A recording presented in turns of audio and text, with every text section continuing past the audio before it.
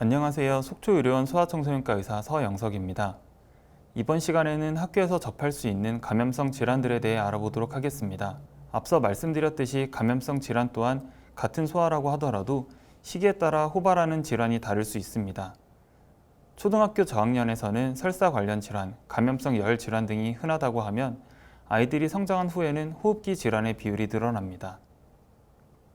병원에서 일하며 만나볼 수 있는 감염성 질환에는 흔히 말하는 감기, 장염 등이 있습니다. 하지만 이번 시간에는 감기나 장염 각각에 대해 교육하기보다는 주의해야 하는 감염성 질환인 법정 감염병에 대해 살펴보도록 하겠으며 그 중에서도 초, 중, 고등학교에서 흔히 접할 수 있는 질환들에 대해 살펴보도록 하겠습니다. 이번 시간의 내용은 2016년에 발행된 학생 감염병 예방, 위기 대응 매뉴얼과 매번 코로나와 관련하여 새롭게 나오고 있는 코로나19 감염 예방 관리 안내 가이드라인을 함께 참고하였습니다. 먼저 감염병의 분류 체계는 다음과 같이 나눌 수 있습니다. 1급 감염병에는 현재 문제가 되고 있는 코로나19가 포함되어 있고 이와 같은 1급 감염병은 전파력이 높으며 음압 격리와 같은 높은 수준의 격리가 필요합니다.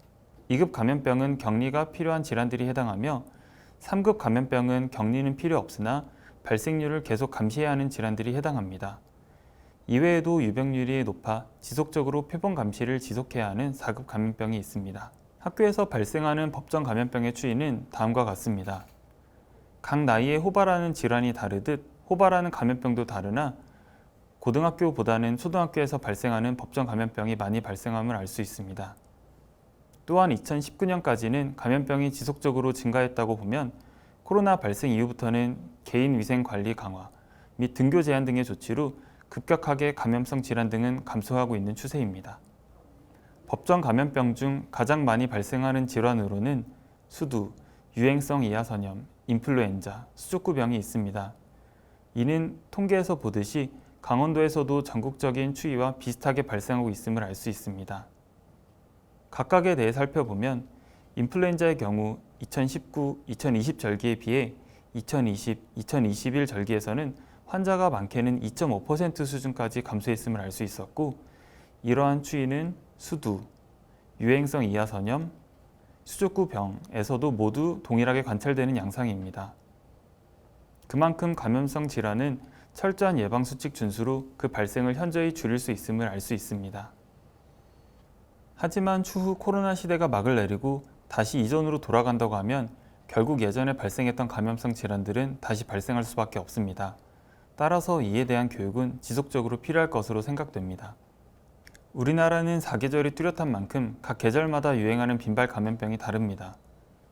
수두는 4에서 7월과 12, 1월에, 유행성 각결막염과 수족구병은 여름에, 유행성 이하선염은 봄, 여름, 인플루엔자는 겨울에 주로 발생합니다.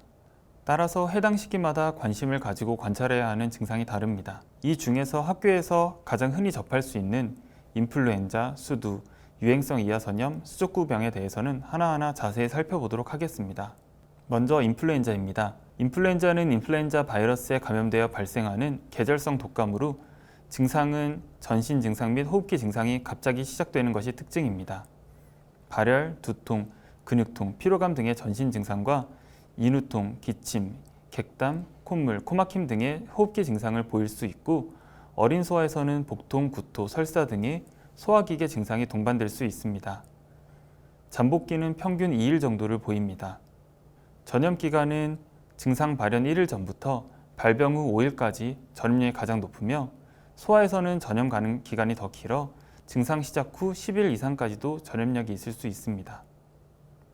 전파 경로는 호흡기이기 때문에 비말 전파를 막는 것이 중요합니다.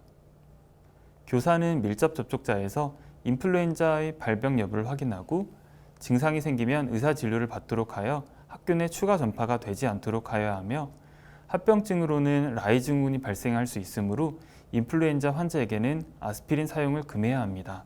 다음으로는 수두입니다. 수두는 수두 대상포진 바이러스에 감염되어 발생하는 질환으로 발진성 수포, 발열 등이 대표적인 증상으로 나타나며 5에서 9세에 호발하는 특징을 가지고 있습니다. 수두의 진행은 시기에 따라 나뉘는데 먼저 전구기는 발진 발생하기 1, 2일 전부터 이때는 권태감, 미열, 두통 및 식욕 부진이 있을 수 있습니다. 다음으로는 발진이 발생하게 되는데 주로 몸통, 두피, 얼굴에 발생하게 되며 24에서 48시간 내에 반점에서 구진과 잔물집을 거쳐 고름을 형성하게 되고 여기에 가피가 형성되는 순으로 빠르게 진행하게 됩니다. 따라서 수두 하나의 폐부 병변에는 동시에 여러 모양의 발진이 발생하며 잔물집은 매우 가려워하는 특징을 갖게 됩니다. 회복기는 모든 병변에 괴사딱지가 형성되며 회복하게 됩니다. 학교에서 중요하게 봐야 하는 격리기간은 전염기간과 동일합니다. 발진이 생기기 1, 2일 전부터 모든 잔물집에 괴사딱지가 형성될 때까지 격리가 필요합니다. 따라서 수두 발진 발생 시작 후 최소 5일 이상 전염성이 있다고 봐야 하며 발진 시작 시기가 언제인지 정확히 모르는 경우 수포성 발진의 딱지가 생기고 새로운 발진이 더 나타나지 않는다면 전염성은 없다고 간주할 수 있게 됩니다. 수두는 공기 및 비말 전파이기 때문에 학교에서는 전염성이 소실될 때까지 등교를 금해야 하며 노출자 중 면역력이 없거나 면역 저하 환자 및 임산부 같은 고위험군은 의료기관의 진료를 받도록 권고해야 합니다. 만약 임신 초기에 수두에 노출될 경우 태아 기형 등 심각한 문제를 유발할 수 있으므로 노출 24시간 내에 의사를 방문하도록 안내합니다. 다음으로는 볼거리입니다. 볼거리는 유행성 이하선염 바이러스에 감염되어 편측 혹은 양측 침샘 비대를 가져오는 질환으로 4에서 15세까지 호발할 수 있습니다. 임상 증상으로는 전구기에는 침샘이 커지기 하루 이틀 전에 발열, 두통, 근육통, 식욕 부진 등이 생길 수 있으며 귀밑샘의 침샘 비대 및 통증이 가장 흔하게 나타납니다. 침샘은 처음에는 한쪽에서 시작하여 2, 3일 후에는 양쪽에 침범하게 되고 25%에서는 한쪽만 침범할 수 있습니다. 부기는 1에서 3일째 최고조에 달하며 3에서 7일 이내에 가라앉게 됩니다. 볼거리의 잠복기는 보통 14에서 18일이며 25일까지 길어질 수도 있습니다. 전염기간은 증상 발현 3일 전부터 발현 후 5일까지가 되고 호흡기로 전파할 수 있기 때문에 이 기간이 격리기간에 해당하게 됩니다. 마지막으로 수족구병입니다. 수족구병은 주로 여름부터 이른 가을에 걸쳐 콕사키 바이러스, 엔테로 바이러스 등에 감염되어 입, 손, 발에 물집이 생기는 급성 바이러스 질환으로 생후 6개월에서 5세 이하까지 호발하게 됩니다. 따라서 초등학교 저학년에서 주로 관찰하게 되며 초등학교 고학년과 중고등학교에서는 보기 힘든 질환에 해당합니다. 증상으로는 발열, 인후통, 식욕 부진 등으로 시작하여 발열 후 하루 이틀 뒤에는 수포성 구진이 손바닥, 손가락, 발바닥에 생기는 것을 볼 수 있습니다. 수포는 혀, 볼 점막, 인후두, 입천장, 잇몸 및 입술에 발생하여 궤양을 형성하게 되고 이로 인해 아이가 먹거나 마시는 것이 힘들어지는 특성을 갖습니다. 수족구를 일으키는 많은 바이러스 중 엔테로 바이러스 71에 의한 수족구병은 신경학적 증상을 일으킬 수 있으나 대부분 자연적으로 7에서 10일 안에 회복되기 때문에 아이가 잘 먹도록 수분 섭취를 격려하고 열을 조절하는 정도의 보전적 치료만 하게 됩니다. 잠복기는 3에서 7일이며 전염기간은 발병 후 7일간이 가장 전염력이 강하게 됩니다. 바이러스는 다양한 경로를 통해 전파될 수 있으며 특히 대변 경구 경로를 통해 전파되는 경우가 많아 손 씻기가 특히나 중요합니다.